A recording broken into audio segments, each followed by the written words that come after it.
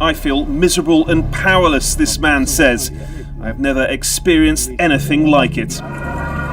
Authorities say this is the biggest police operation in Munich in a decade. The entire transport system in the city is shut down. This is the second attack in Germany in less than a week. And I think the atmosphere 1 year ago and today is totally different.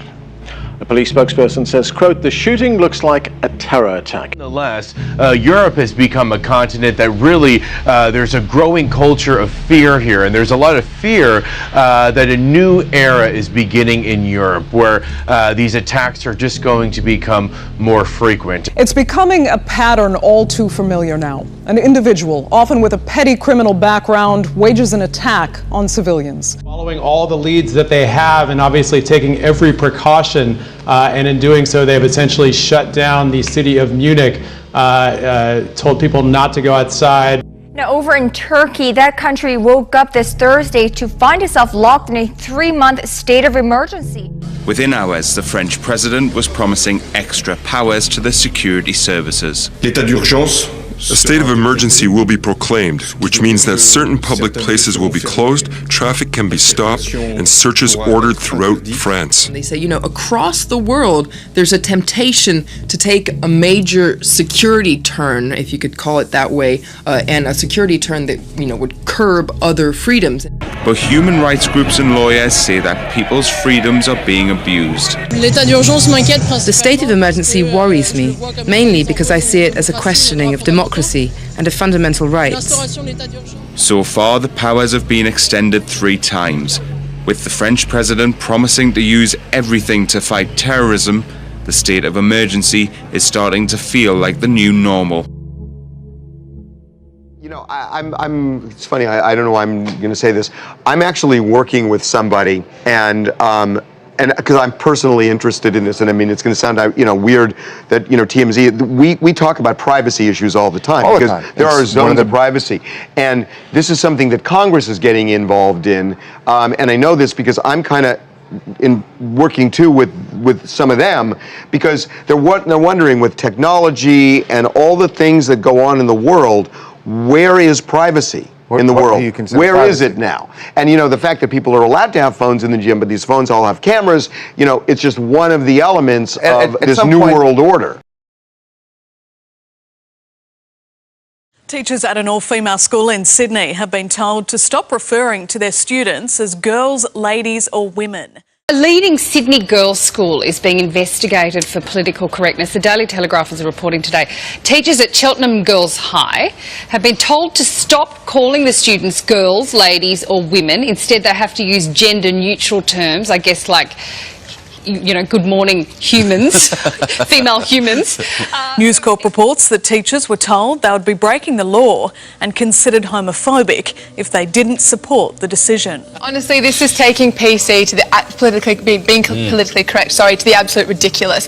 How can you teach a classroom, what doesn't actually happen in the real world? For me, language is something that there's a problem when it is used. It goes to motive. If it's used in a discriminatory manner, then we have a problem. But using words like girls, I call all my friends guys, crew, gang. Do you know what I mean? I'm not speaking them as though a crew or they're a gang. I just think it's ridiculous, and it's laughing in the face of what happens in the real world. Yeah. Completely. I mean, I'm all for gender equality, and I think it's great that it starts in school, that you shouldn't, at a girls' school, they should be taught you're not a second-class citizen and you shouldn't feel put in a little box because you're a girl. But that doesn't mean that you don't acknowledge the fact that you are female, and using words like women, ladies, girls, whatever, I mean, that's just a biological description. That's not a negative. What we should be saying to girls is it's okay that you're a woman. We don't have to pretend you're not a woman. Gender-neutral looks are all the rage at many fashion brands, and it seems this isn't a trend. Unisex may be here to stay. Let's start with how quickly unisex fashion has caught on lately. Tell us some of the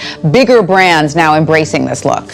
Really big brands. Zara has is going into its 2nd season with its unisex or gender-free or genderless or ungendered, whatever word you want to use with it. Some smaller brands, Bethnals out of London, Dr. Denim out of Sweden. This really is a global phenomenon, by the way.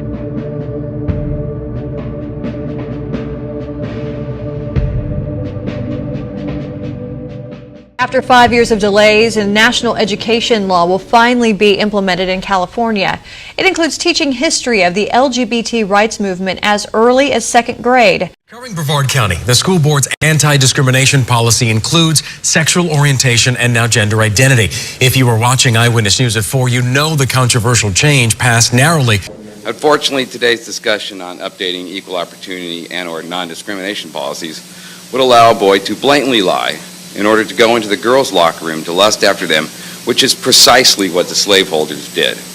No girl should worry about, or worse, feel the probing eyes of a lusting boy in her locker room. All children, especially the vulnerable like our LGBT students, deserve to be in a safe, free zone from bullying. No child goes to school to be judged, bullied, and called abominations, sinners, and other hateful rhetoric.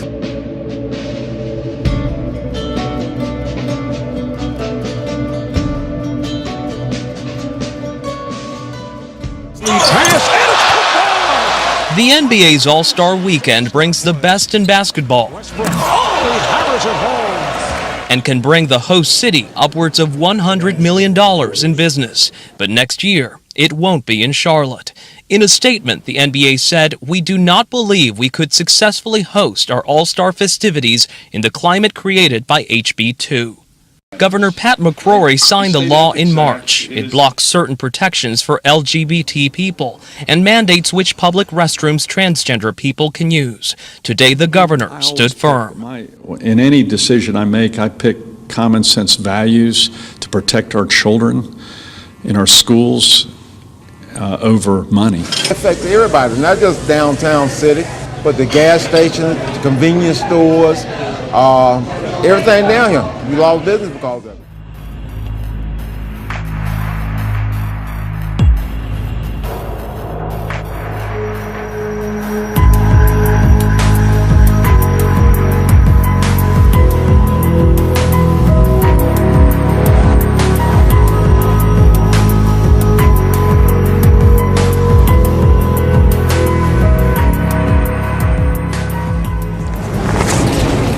Moreno Valley firefighter Eric Hilley is so passionate about supporting the fallen officers of Baton Rouge and Dallas police, he bought this flag and added a blue line to it shortly after the shootings. It's a tough time right now in this country for law enforcement.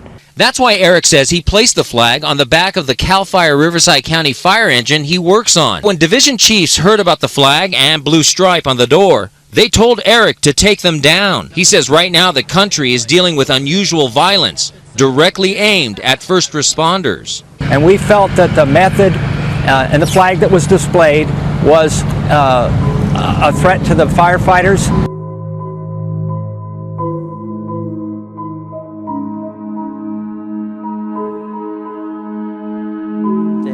They ask questions that sound a little bit like science fiction, but many of them are becoming science fact very quickly. Do you think, I mean, you're actually pushing, the science forward. Do you think the consequences are well understood, the sort of leveling of the plate? Yeah, I don't think we understand. I mean, luckily for us, we sort of sidestep in regenerative medicine. We get a chance to sidestep this issue for a little while longer because it's still a bit of a hypothetical question. Can we grow body parts that are... Right now, we're just trying to catch up to what nature can do. And so for a while, we get the chance to I think similar to people in AI, to get a chance to say, oh, we're just trying to catch up to what nature can do. But eventually, it's going to catch up to us, and we'll have to start answering these questions. Do we want to enhance and do more than what nature can do? It turns out that the really intelligent people are the only ones who actually get the boost. And suddenly there is kind of a superpower that you could have just for a small few. That would be really remarkable. It would be contra everything we've learned so far, but it would be remarkable and it might change the conversation somewhat. But I think, from my perspective, what I'd rather do, rather than putting the brakes on it, is increase access and availability so Even that if that entails a little bit of creative destruction. Well, why would it cause creative destruction?